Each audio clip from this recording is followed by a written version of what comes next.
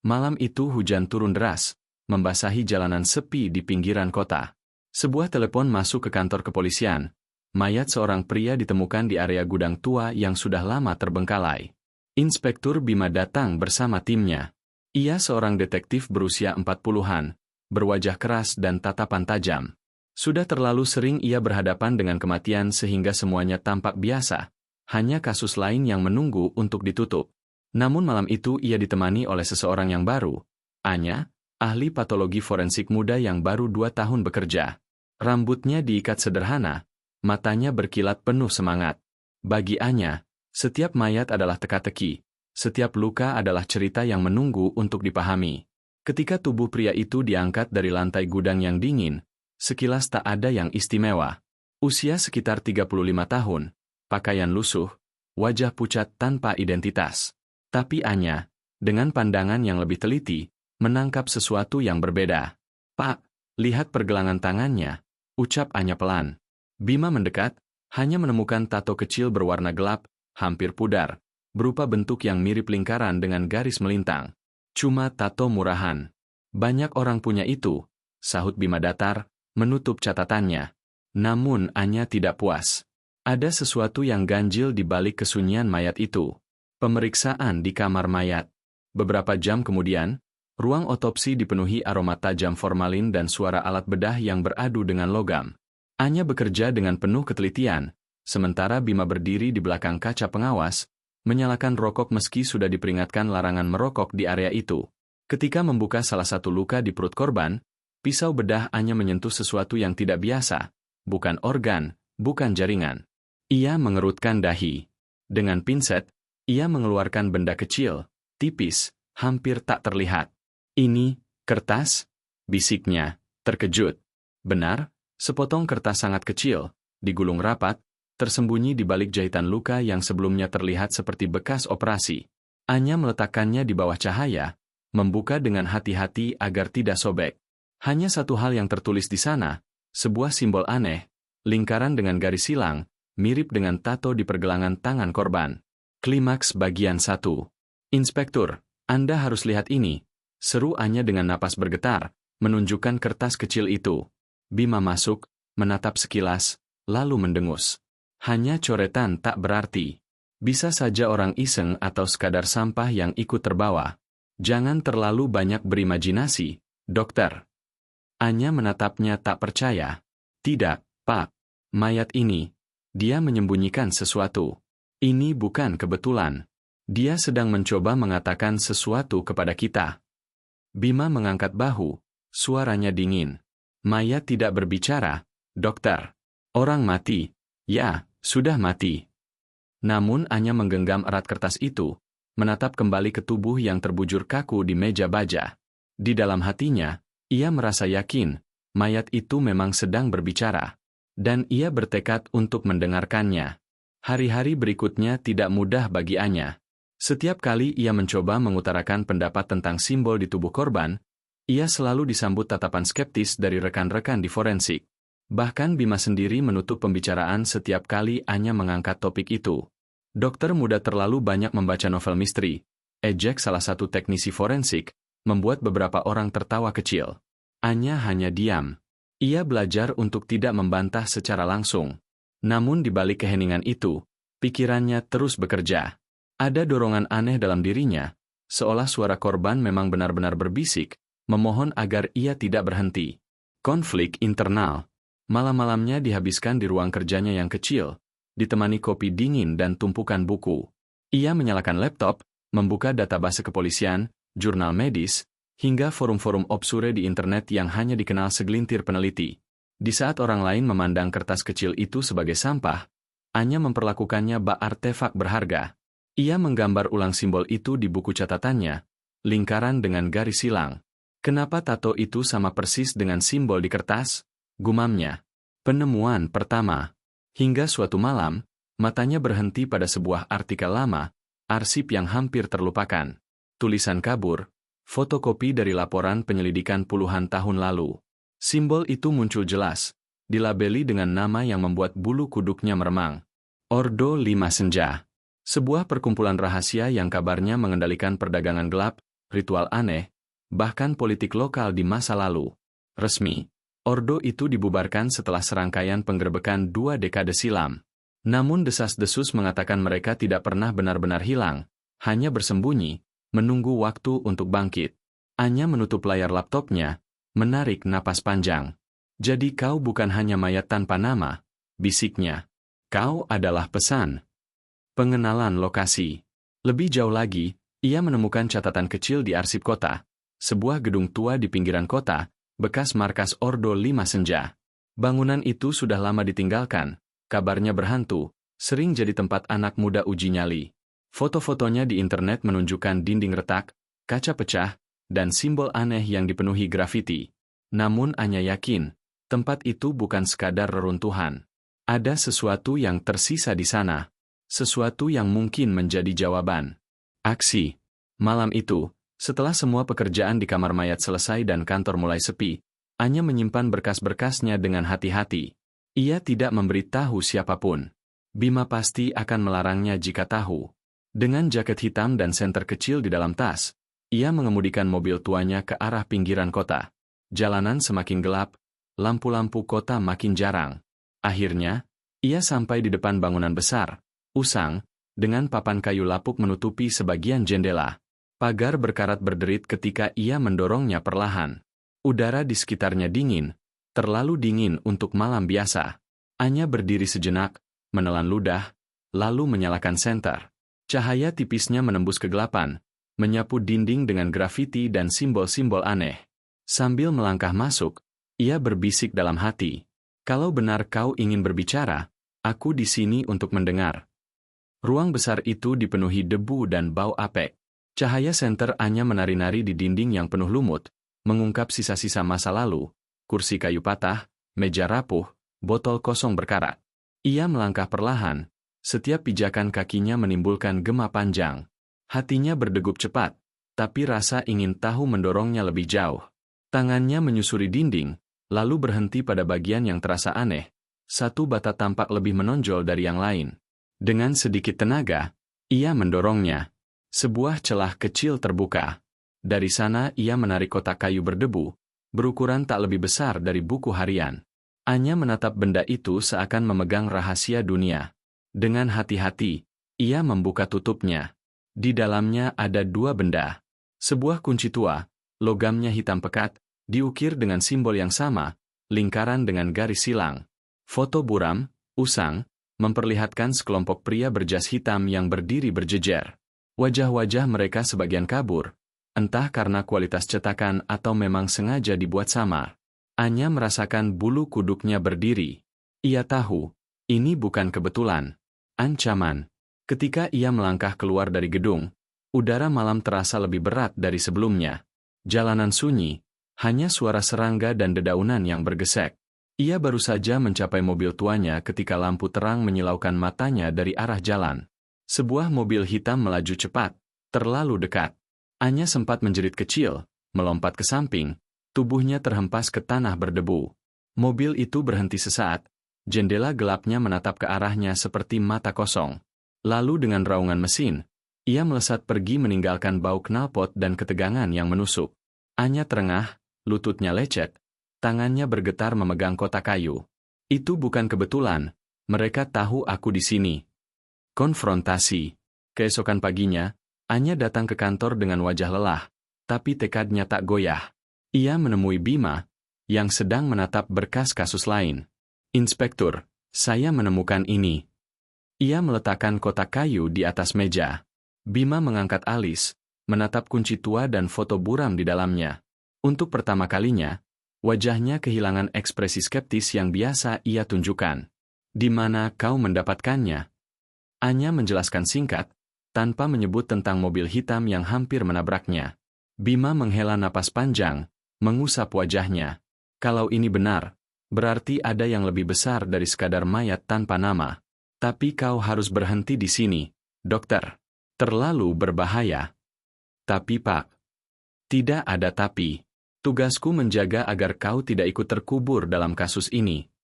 Suaranya keras, namun mata Bima menunjukkan keraguan yang jarang terlihat. Plot twist kecil.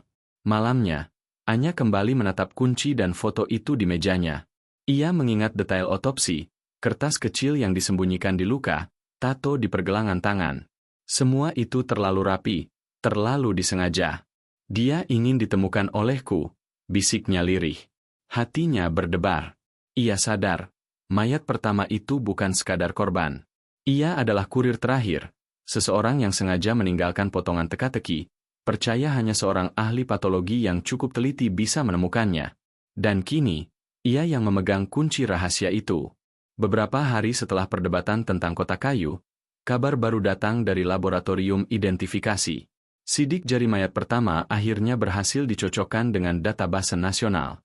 Namanya Rudi Santoso, ucap teknisi forensik pada rapat kecil di kantor polisi. Mantan akuntan sebuah perusahaan ekspor besar. Menghilang setahun lalu. Saat itu, ia diduga membawa kabur uang perusahaan dalam jumlah besar. Bima menatap berkas yang baru diterimanya. Seorang buronan. Jadi selama ini kita mencari orang yang sebenarnya juga dicari banyak pihak. Namun Anya tidak tenang. Kalau benar Rudi seorang penggelapan, kenapa tubuhnya justru menyimpan petunjuk, bukan sekadar dibuang? Seolah-olah ia tahu rahasia lebih besar dari sekadar pencurian. Tatapan Bima kali ini tidak menepis begitu saja. Ada keraguan yang jelas di matanya. Korban baru. Sore berikutnya, sebuah panggilan darurat menggetarkan kantor kepolisian. Mayat baru ditemukan, kali ini di sebuah rumah kosong dekat pusat kota. Bima dan Anya datang ke TKP. Pemandangan di sana membuat bulu kuduk berdiri. Korban adalah seorang wanita parubaya, rambutnya disisir rapi, tubuhnya bersih tanpa noda, dipakaikan gaun sederhana berwarna putih. Ia diletakkan di ranjang tua dengan posisi yang nyaris, hikmat. Ini bukan pembunuhan biasa, gumam Anya. Tangannya menyusuri wajah korban, yang tampak seperti sedang tertidur. Tidak ada tanda kekerasan brutal. Ini perawatan. Seolah seseorang merawatnya sebelum meninggalkan tubuh ini. Tambahnya, suaranya pelan. Bima mengernyit. Kalau begini, kita tidak lagi berurusan dengan pembunuh biasa. Kita berhadapan dengan seseorang, atau sekelompok orang, yang ingin menyampaikan pesan. Pesan baru. Pemeriksaan otopsi berlangsung tegang. Anya memeriksa setiap bagian tubuh dengan teliti. Dan seperti sudah menjadi pola, ia menemukan sesuatu. Ketika membuka mulut korban, ia terkejut. Di dalamnya terselip sepotong kertas kecil, nyaris tidak terlihat. Dengan hati-hati ia menariknya keluar. Kertas itu ternyata potongan peta, usang, menunjukkan bagian kecil dari wilayah kota. Di sisi lain tertulis sebuah kode tanggal, 17 Mei 2003. Anya menatap Bima, matanya membelalak. Ini bukan kebetulan. Ini adalah instruksi. Seseorang sedang meninggalkan jejak bagi kita. Bima mengambil kertas itu, meneliti sebentar, lalu mendesah berat. Tanggal ini, aku pernah ingat. Itu hari ketika polisi menggerebek markas Ordo 5 Senja. Tapi, operasi itu gagal.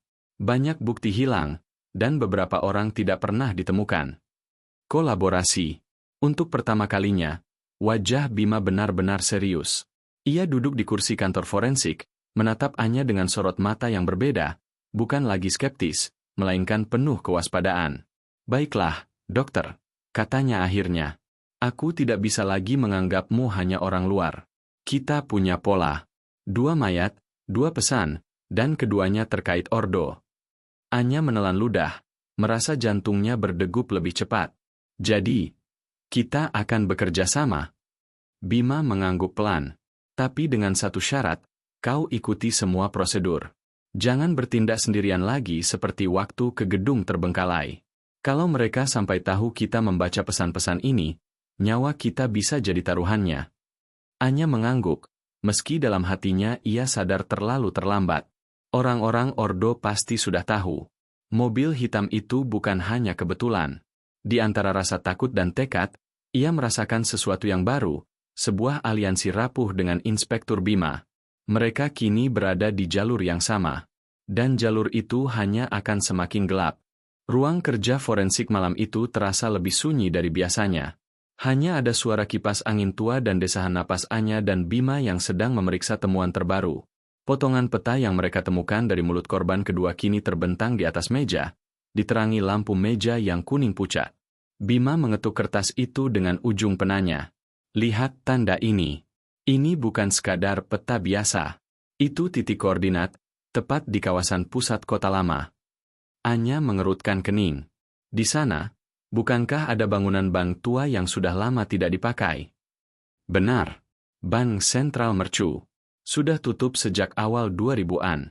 Tapi kabarnya beberapa safe deposit box masih tersisa. Tak pernah diambil pemiliknya. Mata Anya melebar.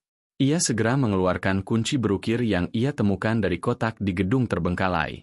Saat diletakkan di samping peta, keduanya tampak saling melengkapi, seperti teka-teki yang menemukan pasangannya.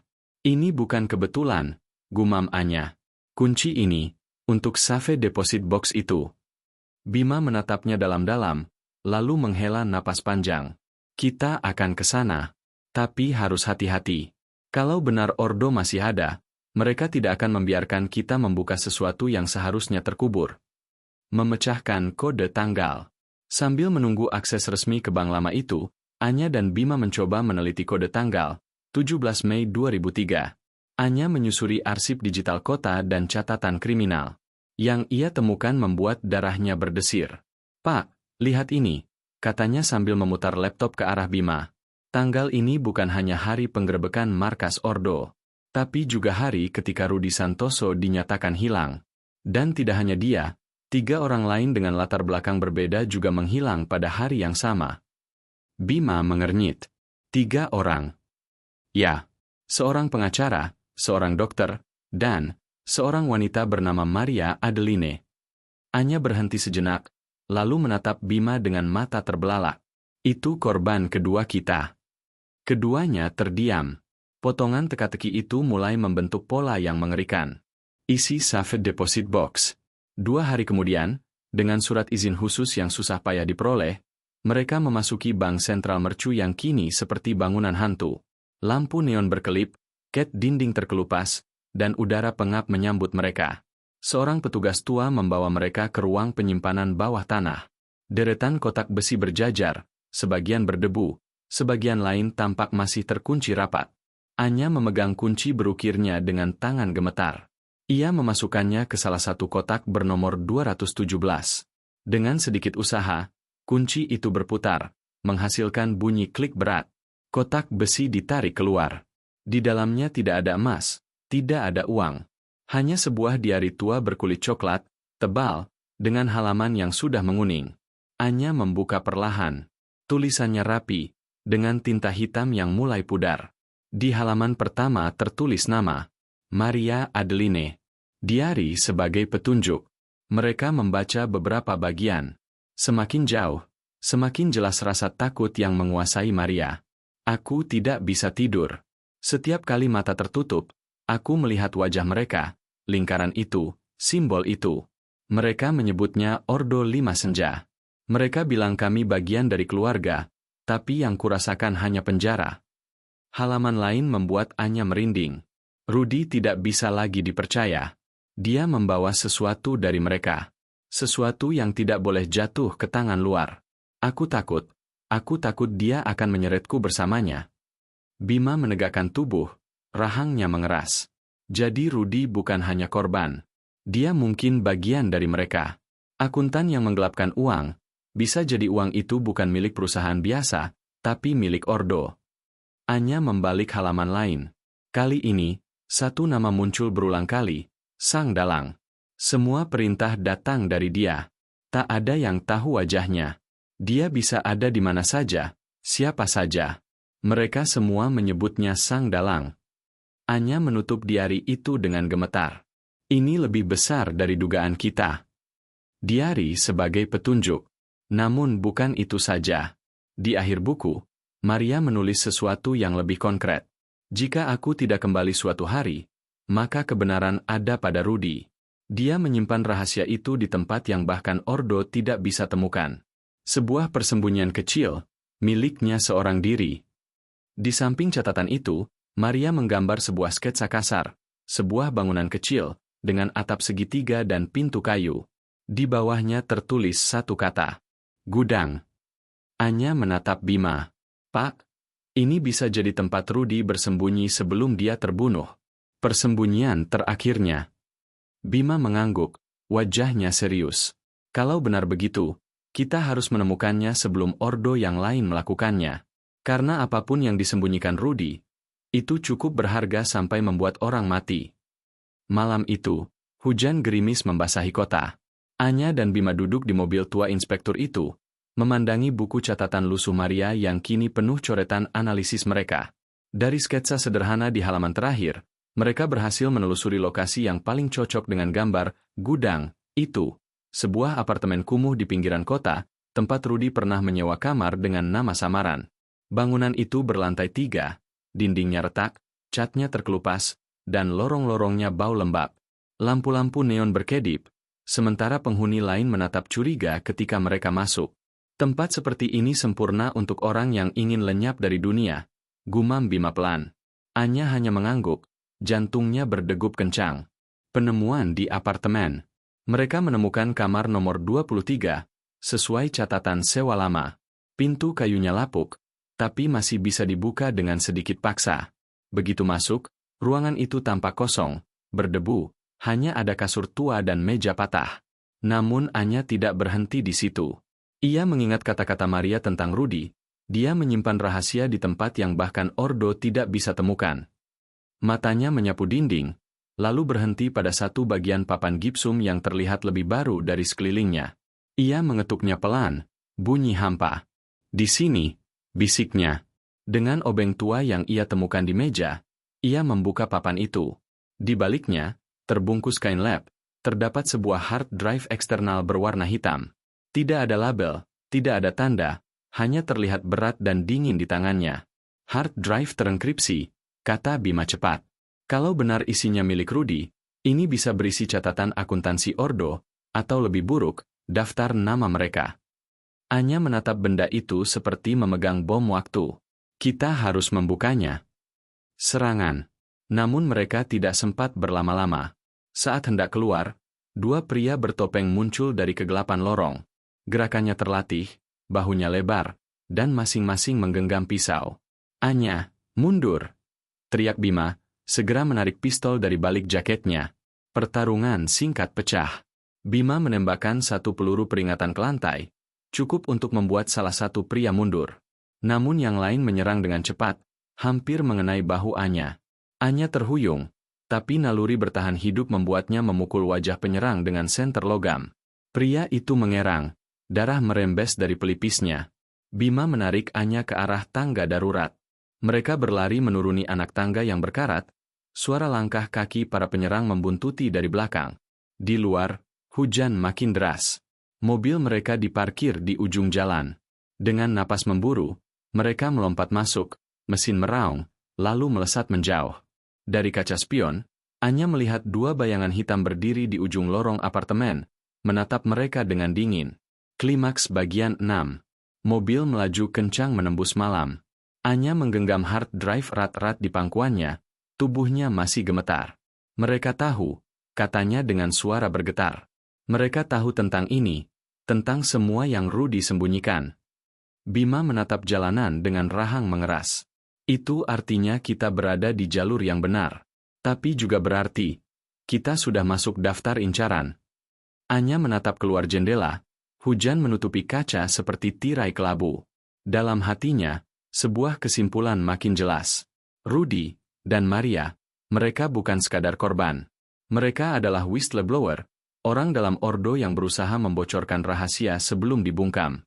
Dan kini, beban itu berpindah padanya. Malam sudah larut ketika Anya dan Bima sampai di sebuah kafe internet tua di sudut kota. Dari luar tampak sepi, namun di ruang belakang ada seseorang yang sudah menunggu. Leo, seorang hacker dan analis data yang pernah menjadi informan Bima dalam kasus lama. Leo masih muda, berambut gondrong berantakan, kacamata tebal, dan hoodie lusuh yang membuatnya nyaris menyatu dengan kursi. Tangannya lincah di atas keyboard. Bahkan sebelum Anya duduk ia sudah menyalakan beberapa monitor. "Apa yang kalian bawa?" tanya Leo, matanya berbinar penasaran. Bima meletakkan hard drive di meja. Sesuatu yang orang-orang rela membunuh untuk menutupinya. "Bisa kamu buka?" Leo tersenyum tipis. Kalau bisa dienkripsi, berarti bisa dibuka. Tinggal tunggu waktu, dan kopi. Informasi terbongkar. Proses itu memakan hampir 1 jam, ditemani denting hujan di luar dan ketegangan yang menebal di dalam. Anya mondar-mandir gelisah, sementara Bima menjaga pintu. Akhirnya, layar menampilkan folder-folder yang berhasil diterobos. Leo membukanya satu persatu. Ada catatan keuangan dengan jumlah dana miliaran yang ditransfer melalui rekening perusahaan cangkang. Ada email-email rahasia antara pejabat kota, pengusaha besar, dan tokoh agama yang seharusnya dihormati. Semuanya menggunakan Ordo 5 Senja sebagai jalur pencucian uang. Namun yang paling menghantam adalah sebuah video konferensi, beberapa wajah yang dikenal publik dengan jelas berbicara tentang donasi yayasan amal, yang ternyata hanyalah kedok untuk mengalirkan dana gelap ke proyek-proyek ilegal. Anya menutup mulutnya. Ngeri. Mereka semua terlibat. Bahkan orang-orang yang dipuja sebagai pahlawan sosial. Leo mengetik cepat, lalu menemukan satu file terakhir dengan label sederhana, Rudy_final MP4. Pesan Rudy. Layar menampilkan sosok Rudy, lelah, wajahnya pucat, matanya penuh ketakutan. Ia duduk di ruangan gelap, hanya diterangi lampu meja. Suaranya serak namun tegas. Jika kalian menonton ini, berarti aku sudah mati. Ia menarik napas berat. Ordo sudah terlalu dalam merasuki kota ini. Mereka bukan sekadar organisasi. Mereka adalah urat nadi dari kekuasaan itu sendiri. Ia menatap kamera, sorot matanya menusuk. Dalang, sudah merencanakan sesuatu yang ia sebut titik balik. Setelah itu, semua bukti yang kita punya tidak akan berarti lagi. Mereka akan mengambil alih bukan hanya uang, tapi juga orang-orang. Aku hanya bisa meninggalkan ini, sebuah alamat. Rudy mengangkat secari kertas dengan tulisan samar, Gudang 17, Dermaga Selatan. Video berakhir dengan suara pintu didobrak dan wajah Rudy yang sejenak menoleh, lalu gelap. Anya terdiam, tubuhnya kaku. Bima mengepalkan tangan, matanya berkilat. Keputusan. Kita tidak punya waktu banyak, kata Bima, suaranya tegas. Kalau titik balik itu terjadi, semua yang kita lakukan sia-sia. Leo menatap mereka dengan ragu. Gudang di Dermaga Selatan bukan tempat biasa. Itu daerah tanpa hukum. Kalau kalian ke sana, bisa jadi jebakan. Anya menatap hard drive yang masih terbuka di layar.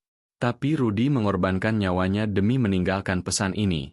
Kalau kita tidak bergerak sekarang, kita bukan hanya kehilangan kebenaran, kita kehilangan kesempatan terakhir untuk menghentikan mereka.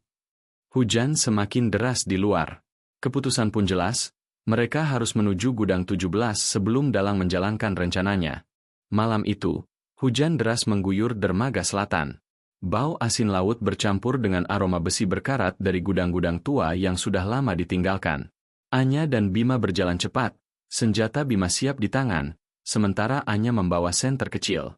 Leo menunggu di mobil jauh di belakang, menatap layar laptopnya sambil memantau frekuensi radio.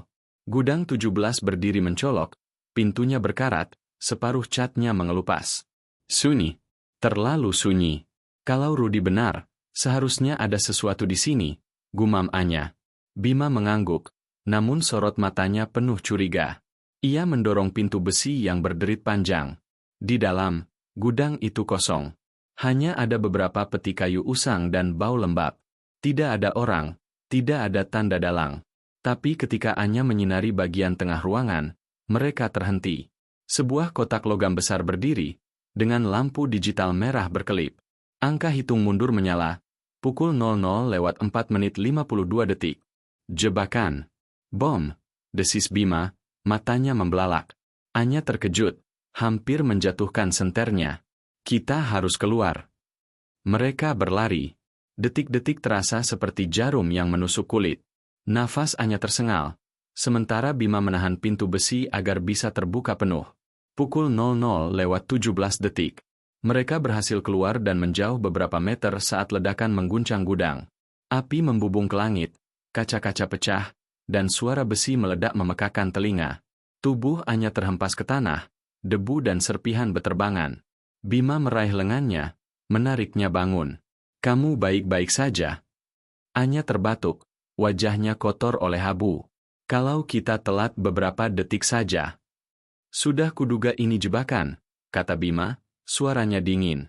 Dalang tahu kita akan datang. Keterlibatan polisi. Saat mereka kembali ke mobil, Leo menatap mereka dengan panik. Aku menangkap sesuatu di radio. Seseorang di kepolisian melaporkan pergerakan kalian. Informasinya bocor dari dalam. Bima membeku. Matanya keras, penuh kecurigaan. Itu berarti ada pengkhianat di dalam. Aku tidak bisa mempercayai siapapun, bahkan rekan-rekanku sendiri. Anya terdiam, ngeri menyadari bahwa musuh mereka jauh lebih dekat dari yang diperkirakan. Petunjuk yang tersisa. Namun sebelum ledakan tadi, Anya sempat melihat sesuatu. Ia menarik Bima ke sisi tembok gudang yang masih berdiri, meski gosong. Dengan cahaya senter, samar-samar terlihat coretan cat hitam di dinding, simbol Ordo 5 Senja, diikuti sebuah tulisan setengah pudar. Rumah bayangan Jalan Merpati 9. Bima teringat sesuatu. Itu alamat sebuah panti asuhan lama. Tempat yang dulu dikelola oleh Yayasan Amal, yayasan yang muncul di data hard drive. Anya menatap Bima, napasnya masih terengah. Kalau begitu, dalang bukan hanya sembunyi. Dia menanam jejak di tempat yang tidak akan pernah kita curigai, panti asuhan. Bima menatap gudang yang kini tinggal puing, lalu menoleh ke arah jalan gelap menuju kota. Kalau kita ke sana, kita akan semakin dekat dengannya, tapi juga semakin berbahaya. Di kejauhan, suara sirene polisi terdengar mendekat. Bima menegang. Cepat. Kita harus pergi sebelum mereka tiba lebih dulu. Mobil melaju menembus hujan, meninggalkan gudang yang masih terbakar, membawa mereka ke babak baru, panti asuhan lama yang menyimpan rahasia masa lalu Ordo 5 Senja. 2 hari kemudian, Anya dan Bima memutuskan menyusup ke panti asuhan tua di Jalan Merpati 9, yang kini telah dipugar dan diubah menjadi kantor megah Yayasan Cahaya Anak Bangsa. Dari luar tampak seperti lembaga sosial terhormat, dinding bercat putih bersih, poster anak-anak tersenyum, dan spanduk bertuliskan, membangun masa depan bersama. Mereka datang menyamar sebagai relawan baru. Anya berpura-pura sebagai dokter yang ingin membantu anak-anak, sementara Bima mengaku mantan polisi yang ingin mengabdi pada masyarakat. Sambutan pengurus tampak hangat, meski ada tatapan mencurigakan dari beberapa staf yang seolah mengawasi gerak-gerik mereka. Hari itu mereka berbaur, menemani anak-anak, menyalurkan sembako, dan berpura-pura akrab. Namun yang sebenarnya mereka cari bukan di lantai atas, melainkan di bawah bangunan ini. Penemuan pusat. Malamnya, saat sebagian besar staf sudah pulang dan anak-anak tidur, mereka mulai bergerak. Berbekal denah lama panti dari dokumen Rudy, mereka menemukan pintu tersembunyi di balik rak buku tua di ruang arsip. Pintu itu mengarah ke tangga besi berdebu yang menurun ke bawah tanah. Lampu redup berkelip. Suasana semakin sunyi. Di ujung tangga, mereka menemukan sebuah ruangan luas yang sama sekali berbeda dari bagian atas yayasan. Ruangan itu penuh dengan monitor-monitor yang menampilkan kamera pengawas kota, server berderet dengan lampu berkedip, dan dokumen bertumpuk di meja panjang. Ini, bisik Anya dengan ngeri. Ini pusat operasi mereka. Bima mendekati papan dinding yang penuh dengan foto-foto pejabat, diagram aliran uang, dan peta kota dengan tanda merah di berbagai titik. Mereka mengendalikan semuanya dari sini. Identitas tersangka utama. Anya mulai memeriksa tumpukan dokumen. Tangannya bergetar ketika ia membuka sebuah folder hitam berlabel privat. Di dalamnya ada surat-surat resmi, memo internal, dan sebuah surat pribadi yang ditandatangani jelas oleh seseorang. Anya menelan ludah, wajahnya pucat. Tidak mungkin. Bima mendekat. Siapa? Dengan suara bergetar, Anya menjawab, ini, milik Kepala Kejaksaan Agung. Orang yang selama ini dielu-elukan sebagai simbol keadilan di kota ini. Dia, dalang. Bima terdiam, rahangnya mengeras. Sosok itu bukan hanya pejabat, dia juga teman lama atasannya di kepolisian. Jika benar, berarti semua struktur hukum dan keadilan di kota ini hanyalah ilusi. Klimaks bagian 9. Tiba-tiba terdengar tepukan tangan pelan dari belakang mereka. Bagus. Sebuah suara dalam, tenang, namun penuh ironi bergema di ruang bawah tanah. Anya dan Bima membeku. Perlahan mereka menoleh. Di pintu besi, berdiri seorang pria parubaya dengan jas hitam elegan. Wajahnya karismatik, senyumnya ramah, sorot matanya penuh wibawa. Dialah sosok yang sering muncul di televisi, dielu-elukan rakyat, disambut bak pahlawan. Kepala Kejaksaan Agung. Sang Dalang. Kalian berdua cukup pintar untuk sampai ke sini, katanya, berjalan perlahan masuk, diikuti 2 pengawal bertubuh besar. Tapi sayang, saya tahu sejak awal. Ada teman kalian di kepolisian yang memastikan setiap langkah kalian diawasi. Anya merasakan bulu kuduknya berdiri. Pengkhianat di kepolisian, itulah alasan jebakan di gudang, itulah sebabnya Dalang selalu 1 langkah lebih maju. Dalang tersenyum, dingin. Sekarang, kalian hanya punya 2 pilihan, bergabung, atau menghilang seperti Rudy dan perempuan itu. Ruangan mendadak terasa semakin sesak. Bima meraih tangan Anya perlahan, seolah memberi isyarat untuk tetap tenang. Mereka tahu, inilah momen yang akan menentukan segalanya. Ruang bawah tanah yayasan itu mendadak terasa semakin sempit. Lampu neon berdesis di langit-langit, sementara monitor di sekeliling menampilkan wajah-wajah kota yang sibuk, seolah dunia di atas berjalan normal tanpa tahu apa yang sedang terjadi di bawahnya. Dalang melangkah maju dengan tenang. 2 pengawalnya, pria bertubuh besar dengan mata kosong penuh disiplin, bergerak serentak, berdiri bak tembok di kiri dan kanan.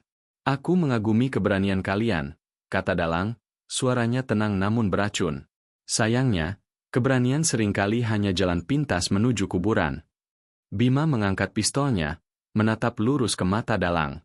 Jika kau pikir bisa terus bersembunyi di balik jabatan dan simbol, kau salah besar. Dalang tersenyum tipis, bahkan tak bergeming. Kau pikir senjatamu bisa mengalahkan sistem yang sudah kubangun selama puluhan tahun. Anya meraih cepat tumpukan dokumen di meja, memasukkannya ke dalam tasnya. Seseorang harus menghentikanmu. Dalang mengangkat tangannya sedikit, dan kedua pengawal itu langsung bergerak. Perkelahian pecah seketika. Bima menembakkan 2 peluru, 1 meleset, 1 menghantam bahu salah satu pengawal, tapi pria itu hanya meringis, tetap maju. Tubuh raksasanya menghantam Bima, membuat pistol terlempar ke lantai. Anya menjerit ketika pengawal kedua mendekat. Tangannya terulur ke arah tas yang ia peluk erat. Dengan refleks, ia meraih tabung pemadam kebakaran di dinding dan menghantamkan ke kepala pengawal itu. Dentuman logam keras membuat pria itu terhuyung. Bima berkelahi sengit dengan pengawal pertama. Pukulan demi pukulan menghantam tubuhnya, tapi ia bertahan. Anya menyalakan pemadam kebakaran, menyemprotkan busa putih tebal, membuat ruangan penuh asap dan mengaburkan pandangan. Sekarang, Anya, lari, teriak Bima, melarikan diri. Dengan jantung berdebar kencang, Anya berlari menaiki tangga besi sempit. Bima menyusul, merebut pistolnya kembali dari lantai, lalu menembak lampu neon sehingga ruangan gelap gulita. Suara Dalang terdengar samar di bawah, tak ada tempat kalian bisa bersembunyi. Mereka berhasil mencapai pintu rahasia di ruang arsip. Nafas keduanya tersengal, tubuh penuh debu dan darah, tapi mereka masih membawa hard drive dan dokumen penting di dalam tas. Namun, saat mereka keluar dari gedung, sebuah mobil hitam berhenti mendadak di depan mereka. Mereka bersiap menembak, tapi ternyata itu Leo, yang langsung berteriak dari balik kemudi. Masuk! Cepat! Mobil melaju kencang menembus hujan, meninggalkan yayasan. Api kecil dari ledakan di bawah tanah sempat terlihat di kaca spion. Dalang membakar sisa jejaknya, tapi dia sendiri tetap lolos. Pengkhianat terungkap. Di tengah perjalanan, ponsel Bima berdering. Nomor itu milik kepala divisi kepolisian mereka. Atasan langsung Bima. Bima, dengarkan baik-baik. Aku sudah melacakmu. Pergi ke gudang selatan.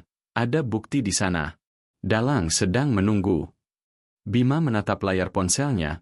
Rahangnya mengeras. Ia tidak menjawab. Dengan dingin ia memutus sambungan, lalu menatap Anya. Sekarang aku yakin. Pengkhianat itu kepala divisi sendiri. Anya terdiam, merinding. Itu berarti bukan hanya Ordo, tapi kepolisian sendiri sudah dilumpuhkan dari dalam. Akhir bagian 1. Leo akhirnya berhasil mengunggah sebagian kecil dari bukti ke forum publik dan mengirimkannya ke beberapa media independen. Besoknya, berita tentang penyelewengan dana amal mulai merebak. Namun nama besar yang paling berkuasa, Dalang, tetap bersih. Kekuatan dan jaringannya terlalu luas. Media arus utama bungkam, beberapa reporter yang mencoba mengangkat berita tiba-tiba menghilang. Malam itu, saat Anya hendak mematikan ponselnya, Layar mendadak berkedip. Sebuah pesan masuk tanpa nomor pengirim. Hanya satu simbol kecil yang sama seperti pada mayat pertama. Di bawahnya ada satu kalimat pendek. Kamu sudah mendengar bisikan pertama. Kini, aku akan membuatmu berteriak. Anya menatap layar dengan wajah pucat. Bima di sampingnya mengepalkan tangan. Mereka tahu, ini baru permulaan.